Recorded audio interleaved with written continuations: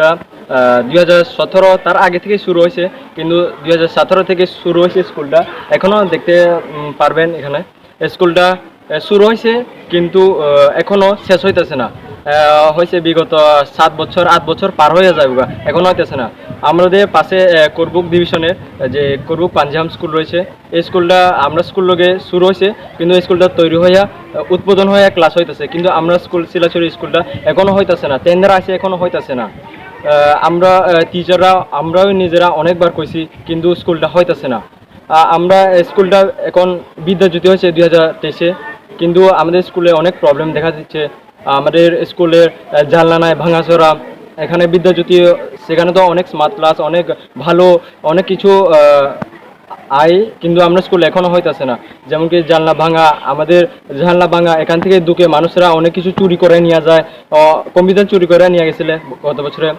এবং আমাদের স্কুলে অনেক রুমের অনেক প্রবলেম, যেমন কি 9 থেকে 12 পর্যন্ত এ সেকশন বি সেকশন করে, মানে ক্লাস করার কথা, কিন্তু একটা ক্লাসে আমাদের করতে হয় অনেক গরমে। এখানে কারেন্ট ঠিক মতন থাকে না, এবং পরীক্ষার সময় আমাদের কষ্ট হয়, জল পড়ে ছাদ থেকে, অনেক ফোতা ফোতা রয়েছে সেখান থেকে। স্মার্ট ক্লাস জন্য টিভি এসেছে, কিন্তু রুম নেই, এর জন্য একটা 2টা লাগানো আছে।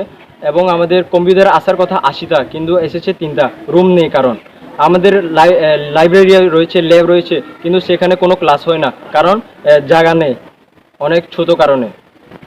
না, এখনও তো আমাদেরকে কোনো প্রশাসন থেকে আয়নি এবং বলেনি এইসব ব্যাপারে।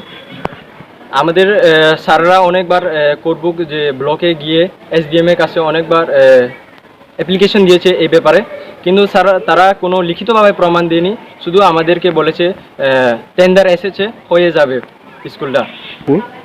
না, এখনও আমাদের এই ব্যাপারে কিছু বলেনি। আমাদের একটা রিকোয়েস্ট, যেমন কি আমি একটা কথা বলতে চাই, হেলথ বা পুলিশ অফিসার বা পলিটিক্স থেকে যে কোনো থেকে ডেভেলপ হইতে গেলে প্রথমে শিক্ষা লাগে। শিক্ষা যদি না হয়, এরিয়া বা কোনো কিছুই ডেভেলপ হইতো না। এতদিন হয়তো দীর্ঘদিন কেউ দেখে না, কেউ চর্চা করে না, এইসব ব্যাপারে কিছু হইতেছে না, পরে রয়েছে। যেমন কি আমি করবো গেছিলাম কয়েকদিন আগে, আমি দেখছি আমাদের এখানে আইলমারা রয়েছে। আইলমারা এখানে তারা আমাদের শিলাচুরি থাকার পরেও, দ্বাদশ শ্রেণী থাকার পরেও তারা জলে গিয়ে পড়াশোনা করছে, কিন্তু সেখানেও আর্টসে পড়ে তারা এডুকেশন ফিলোসফি নিয়ে তারা গাড়ি ভাড়া 20 টাকা করে, আইতে 20 টাকা, যাইতে 20 টাকা, 40 টাকা নিয়ে, কিন্তু তারা কোনো প্রফিট হইতেছে না। শিলাচুরিতে অনেক কিছু স্কোপ রয়েছে, কিন্তু এখানে জায়গা প্রবলেম, অনেক কিছু প্রবলেম কারণে মানুষে এখানে আসে না এবং পড়াশোনা করে না। কিন্তু স্কুলে অনেক কিছু স্কোপ রয়েছে, কিন্তু জায়গা অভাব এবং অনেক সমস্যা ভোগ করতে হয় আমাদের। এর জন্য যদি আমাদের এই স্কুলটা যদি একবার হয়ে যায়, তখন এখানে কেউ অন্য এখানে যেতে হবে না।